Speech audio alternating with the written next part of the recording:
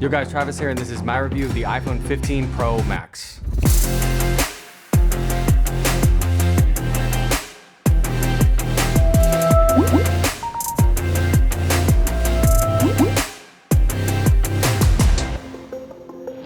This year we have 5 headline new features, so let's go ahead and break those down after a month of usage and see if this phone is worth the upgrade. I'll also be making an iPhone 15 review as well, so make sure to subscribe and hit the bell icon so you don't miss out. First things first, this video is being shot on an iPhone 15 Pro Max in 4K 24 in cinematic mode, so let me know what you think of the quality there, and when we get to the camera section, I'll break that down even further. Now let's get into features. First things first with the action button. Now the action button is definitely a little bit of a change, especially considering the fact that the iPhone has had a silent mute switch since the first generation. And I think to most people, if you've ever owned an iPhone, having that mute switch is just a second nature reflex just to put your phone in silent really quickly, and you never really even think about it. The action button replaces the mute switch with a physical button that has the ability to be changed to what is basically a shortcut to your favorite things, and that could be focus mode, camera, flashlight, voice memos, accessibility features, or even a Siri shortcut. Now when you're doing the out-of-box experience with the iPhone 15 Pro and Pro Max, you'll be given the choice of what you want the action button to be,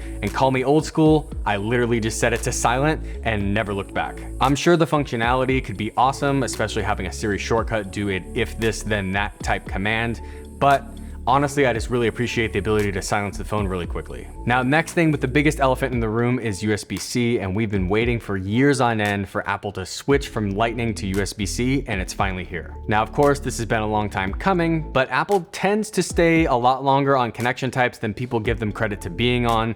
30-pin was from 2003 to 2012, and then from 2012 to 2023, we've been on Lightning. A couple weeks back, I did make a video talking about all kinds of different devices and gadgets you could connect to a phone now, considering the fact that it does have USB-C. And I will say it still feels a little weird plugging in a USB-C cable to an iPhone instead of a Lightning cable. But it is super convenient just being able to grab my iPad charger and charge my phone, or be able to use the same cable to transfer files from an SSD to be able to transfer files from my phone to my Mac. Now, the one thing I didn't think about is the connection itself. Lightning gives you a satisfying click when you plug it in, giving you that tactile feel that you know that it's connected. Be it that your port isn't full of pocket lint, and trust me, a lot of that can fit in there if you haven't checked in a while. USB-C tends to wiggle in place a little bit and definitely does not have the same level of connection that Lightning had, but I'll definitely take all the features of USB-C over Lightning any day. What I'll also take any day is one of these cases from today's sponsor, CaseCoo. These are the CooShock cases for iPhone, which are available as far back as iPhone 12. CooShock cases have multiple material combination technologies, all around protection from outside to inside, and also provide good grip to make sure your phone stays in your hand. And these are the CloudCush cases featuring airbag edges that have varying hardness of TPU materials that are slim yet maintain plenty of air cushioning volume that provides shock absorption with 3-meter drop protection. They all come in a variety of colors and also include anti-yellowing technology, keeping the color cleaner for longer. But honestly, one of the coolest features is the Magic Stand. This magnetic ring folds out at various angles, making for an easy stand to prop up the phone in both orientations, which is perfect for placing the phone horizontally when watching a movie or playing a game, and vertically when reading cooking recipes or easily browsing social media. Magic Stand supports MagSafe accessories by providing a very strong connection to wallets and charging pucks, which is important for making sure that those items stay safely attached. For more information on these products from CaseCoo, check out the link in the video description. Now, next thing is the camera, and usually it's the most talked about feature every year because Apple tends to push things forward every single year with either a photo or a video feature, but this year it's twofold. Now, going into this year's phone, I was expecting a bump to the telephoto camera, and they delivered on this. On the Pro Max model, you get a 5x zoom, which is a 120mm equivalent. Now, for those of you that are into cameras, you definitely know what a 120mm lens looks like, but if you're not into cameras and know nothing about that, you can definitely get a lot closer to your subject without having to physically get closer, which I appreciate. Now, overall, this is a great performing lens considering the fact that it's not even any thicker than any of the other lenses, and it's in your pocket, but you definitely need to feed this lens a good amount of light.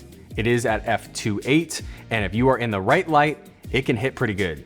Now, one thing to consider is that this is optical zoom. So when you are in the camera app, you do have that 0.5, which is the ultra wide, the 1x, which is your main wide, a 2x, which is a punch in on your main wide, and then you have your 5x. So 3 focal lengths. And then Apple goes even further than that with giving you options in the ultra wide to go for a macro lens, and then a few different custom focal lengths for that 1x, depending on what you feel is best. Now, staying on the topic of camera, the main 48 megapixel 1x camera is phenomenal. The 48 megapixels gives you plenty of resolution to crop and post, and I do appreciate the fact that you can shoot in HEIF or HEIF.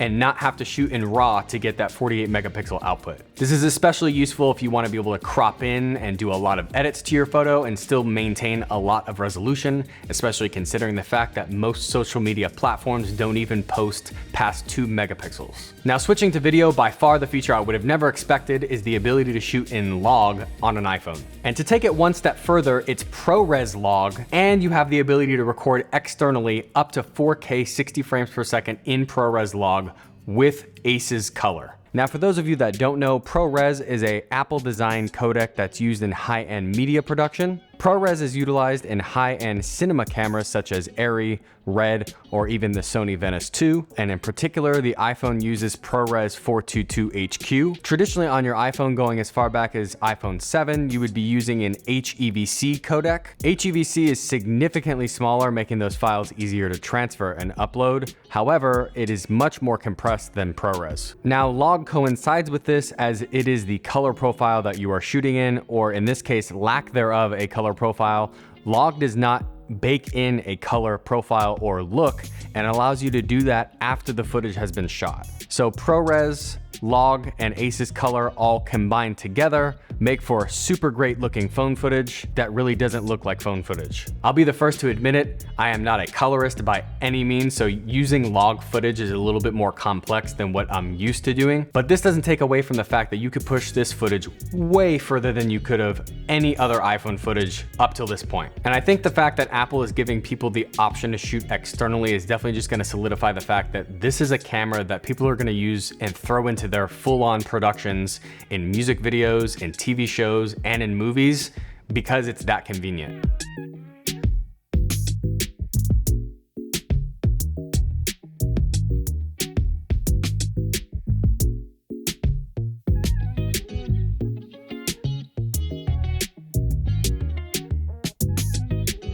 Let's talk design and build quality, and this year's buzzword is titanium. This year's phone improves upon the design we've had basically since iPhone 12. So it's that iPhone 4-like phone stretched out into a much larger device and then has a metal band around the edges. This year in particular, that metal band happens to be titanium on the iPhone 15 Pro and 15 Pro Max. I will say I really do appreciate the rounded off edges that the sides of the phone have. It doesn't feel as sharp in the hands as the 14, 13, and 12 did, and it's much more comfortable to hold for longer periods of time.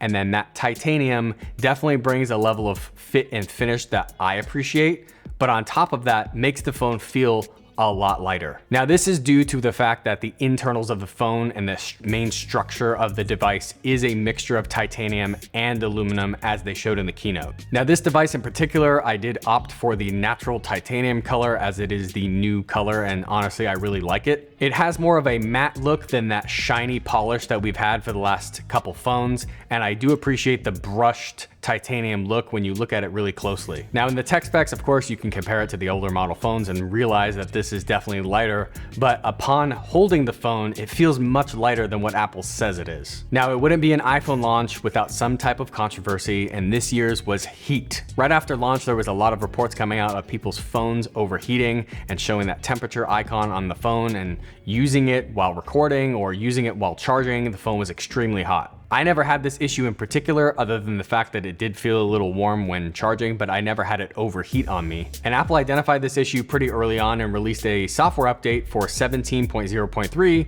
which addressed it. Apple also pointed out that there were some social media apps like Facebook and Instagram that were contributing to this issue as well, and updates for those apps were sent out too. Now, after Apple announced this update, I didn't install it right away just because I wanted to see if the performance was going to change after updating. So before and after the update, I ran Geekbench 6 just to get an idea on CPU and GPU performance.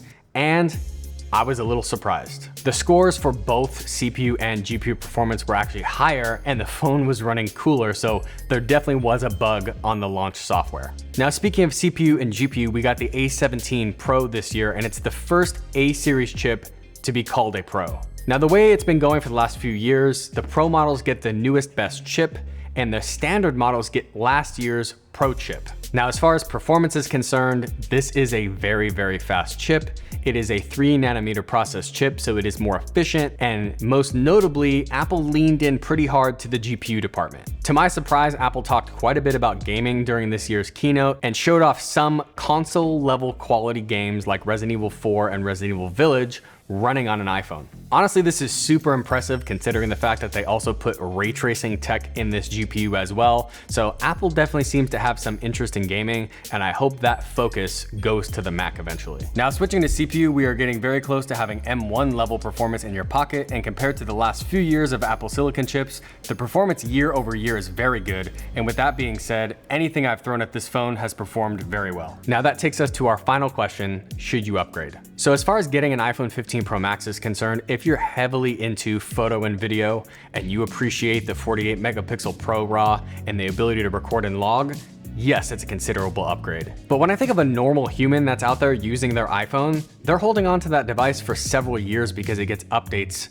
year after year after year. So if you're on a 12 or if you're on an 11, then it might be worth the upgrade. And I think the thing that makes it especially hard is that you could run iOS 17 going all the way back to an iPhone XS. So if you have an iPhone XS, then it's definitely a huge upgrade for you, but it all depends on what your daily life looks like. After using this phone for a month, I can definitely say that I do appreciate the upgrade, especially in the photo and video department.